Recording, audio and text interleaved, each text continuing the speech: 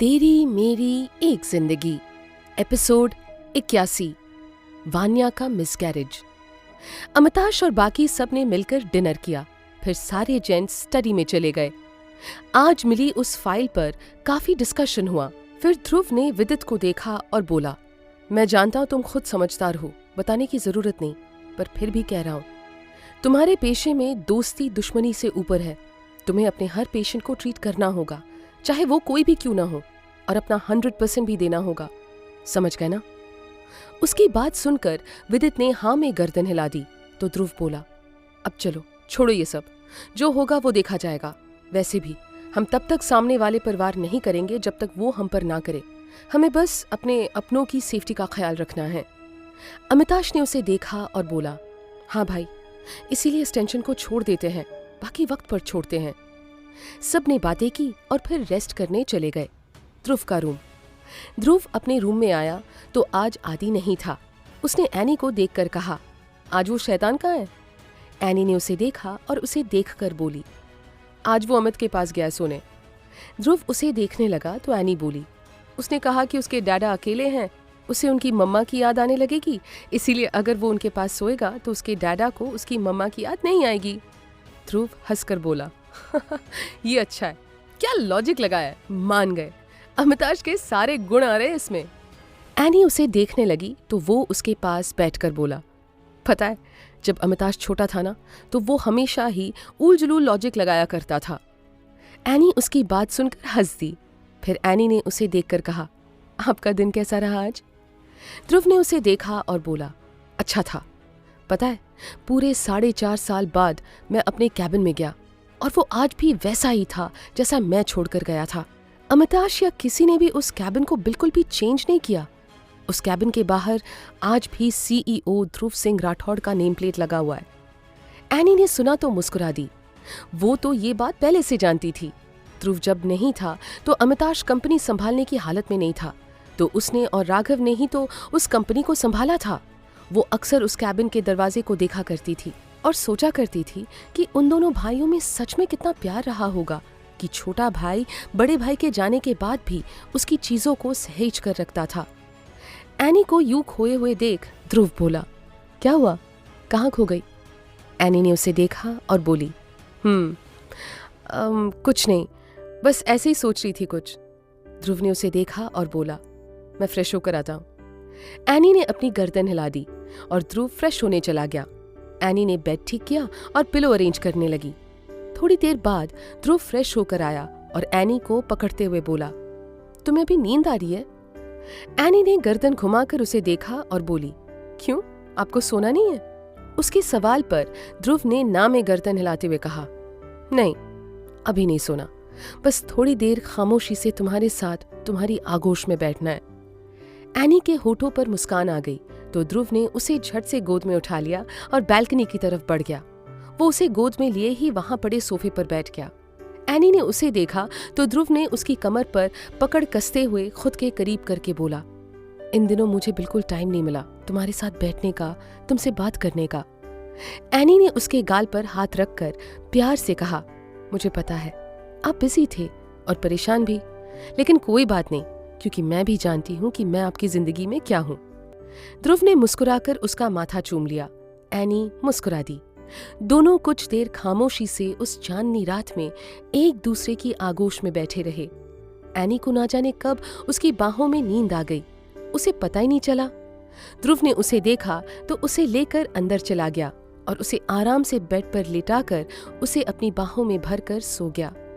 इधर अमिताश आदि को अपने ऊपर लेकर सोया हुआ था, लेकिन आदि सोने के मूड में नहीं था। वो उसके साथ अपनी बेतुकी बातें किए जा रहा था, जो अमिताश के होठों पर मुस्कान ला रही थी। आदि ने उसे देखा और बोला, डैडा, प्रिशु मुझे भाई कब बोलेगी? आपको पता है ना, मैंने मम्मा से बात की, उन्होंने मुझे बताया कि प्रिशु ने आपको डैडा कहा। अमिताश ने मुस्कुराकर उसके सिर पर हाथ फेरते हुए कहा, जल्दी ही बेबी, अब वो 1 साल की होने वाली है, तो अब वो धीरे धीरे बोलना सीखेगी। जैसे उसने डैडा कहना सीखा है, वैसे ही मम्मा और भाई भी कहना सीख लेगी। आदि ने मुस्कुराकर कहा, सच्ची डैडा? अमिताश मुस्कुराकर उसके माथे को चूमते हुए बोला, मुच्ची बेटा। दोनों ऐसे ही बातें करते हुए नींद की आगोश में चले गए। निमित वान्या का रूम। रात के लगभग 2:30 बज रहे थे। वान्या की आंख खुली। उसे बेचैनी सी हो रही थी। वो उठकर वॉशरूम में गई और अपने मुंह पर ठंडे पानी के छींटे मारे, लेकिन बेचैनी कम होने का नाम ही नहीं ले रही थी। उसने अपना चेहरा पोंछा और धीरे धीरे वापस रूम की तरफ बढ़ी, लेकिन अचानक ही उसका पैर कारपेट में उलझा और वो मुंह के बल जमीन पर गिर पड़ी। इसी के साथ उसके पेट में एक तेज दर्द उठा और उसकी चीख निकल गई। उसकी चीख सुनकर निमित की नींद खुल गई। वो जल्दी से उठा तो सामने वान्या पर नजर गई, जो दर्द से जमीन पर पड़ी तड़प रही थी। उसका एक हाथ अपने पेट पर था और उसके पैरों के पास खून था। निमित की आंखें फैल गई। वो जल्दी से उसके पास गया और उसे अपनी बाहों में उठा लिया। वान्या धीरे से रोते हुए बोली, हमारा बच्चा। निमित की आंखें नम हो आई, लेकिन इस वक्त उसके लिए वान्या जरूरी थी। वो जल्दी से उसे लेकर घर में बने मिनी हॉस्पिटल की तरफ दौड़ पड़ा। उसने विदित को आवाज दी। उसकी आवाज सुनकर सब जाग गए थे। विदित ने जब वान्या को यूं निमित की बाहों में देखा तो हैरान रह गया। सब नीचे आ चुके थे। वान्या की हालत देख सब परेशान थे।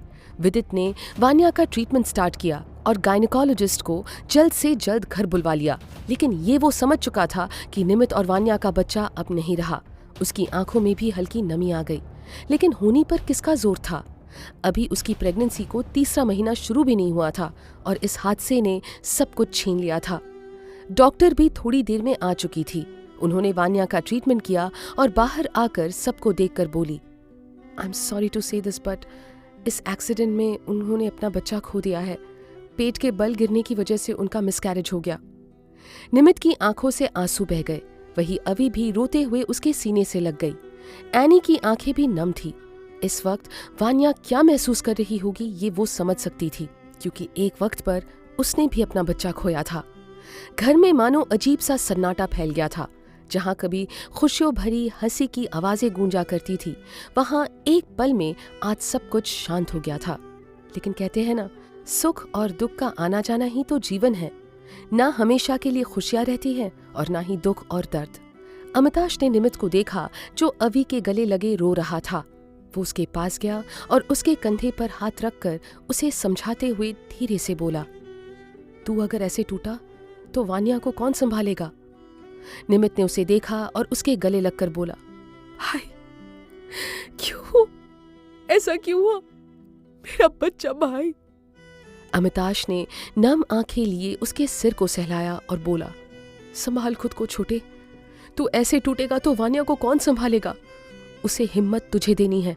उसके पास जा और याद रखना, जो गया वो जा चुका, लेकिन जो है वो तेरी प्रायोरिटी है, इसीलिए उसे संभाल। जा उसके पास। अमिताश की बात सुनकर निमित उससे अलग हुआ और अपने आंसू पोंछकर बोला, सही कहा आपने, उसे मुझे ही संभालना है। ये बोल वो अंदर की तरफ बढ़ गया। जब वो अंदर गया तो वान्या आंखें बंद किए लेटी हुई थी। आंखों के कोरों पर आंसू ठहरे हुए थे। उसने धीरे से जाकर उसके माथे को सहलाया और प्यार से उसे पुकारा, वाणी। वान्या ने धीरे से आंखें खोली।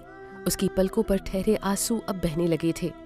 वो रोते हुए बोली, हमारा बच्चा निमित, मैं कैसी माँ अपने बच्चे तक को नहीं संभाल पाई। वो चला गया मुझे छोड़कर, वो चला गया। निमित ने उसे अपने सीने से लगा लिया। उसे इस हाल में देख उसका दिल ना जाने कितने टुकड़ों में टूट रहा था। निमित ने उसके सिर को सहलाते हुए कहा, कोई बात नहीं, संभालो खुद को।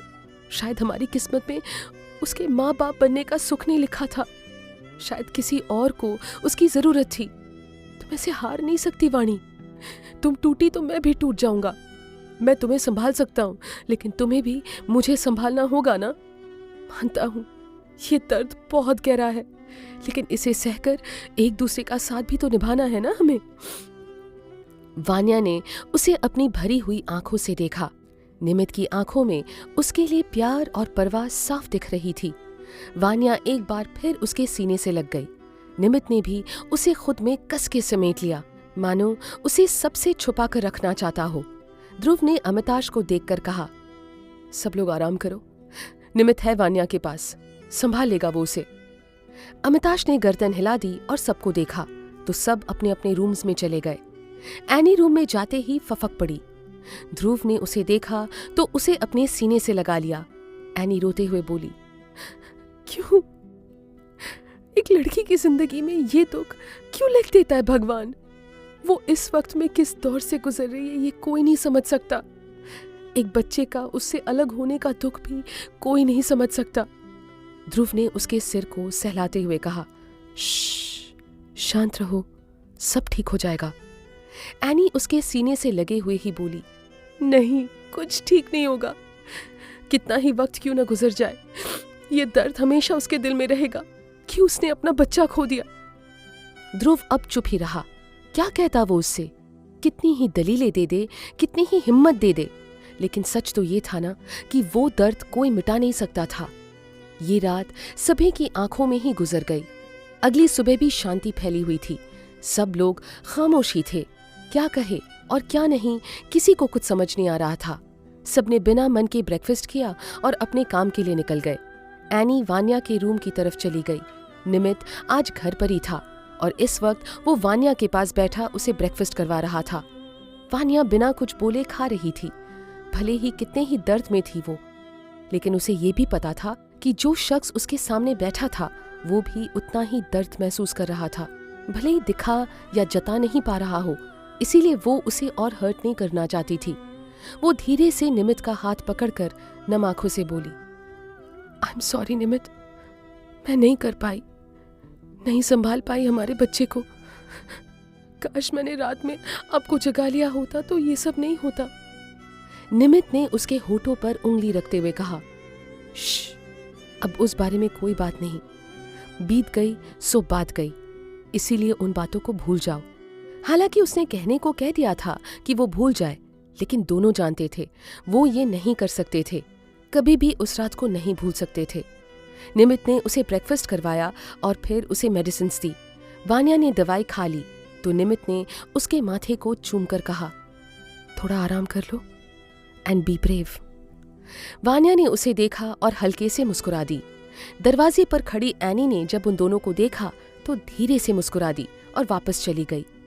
सिंगापुर में इधर पाखी की टीम अपनी जी तोड़ मेहनत में लगे हुए थे। शाम को कंपटीशन का पहला राउंड होने वाला था। सबके कॉस्ट्यूम्स भी आ चुके थे। पाखी ने अमिताश से बात की थी, लेकिन अमिताश ने उसे घर पर जो कुछ भी हुआ उसके बारे में कुछ नहीं बताया और उसे बेस्ट विशेस देकर काम का बहाना बनाकर फोन कट कर दिया। वो जानता था कि पाखी उसकी आंखें आराम से पढ़ लेगी और इस वक्त वो नहीं चाहता था कि पाखी को कोई भी परेशानी हो, इसीलिए उसने सब कुछ उससे छुपा लिया। पाखी अब अपनी टीम को कॉस्ट्यूम के साथ रिहर्सल करते देख रही थी। ये डांस शो उन सबका सपना था। अगर इस कंपटीशन में टिके रहे तो और भी ना जाने कितने मौके मिलते, इसीलिए सब जी जान से तैयारी में लगे हुए थे। ऋषि प्रिशा को गोद में लिए हुए उसके साथ खेल रहा था। प्रिशु भी उसके साथ मस्ती में बिजी थी। पाखी ने उसे देखा तो मुस्कुरा दी और फिर अपनी टीम के साथ लग गई। क्या रिजल्ट होगा कंपटीशन के पहले राउंड का, और क्या निमित और वान्या इस दर्द से कभी निकल पाएंगे? जानने के लिए सुनते रहिए ये कहानी तेरी मेरी एक जिंदगी, ओनली ऑन पॉकेट FM।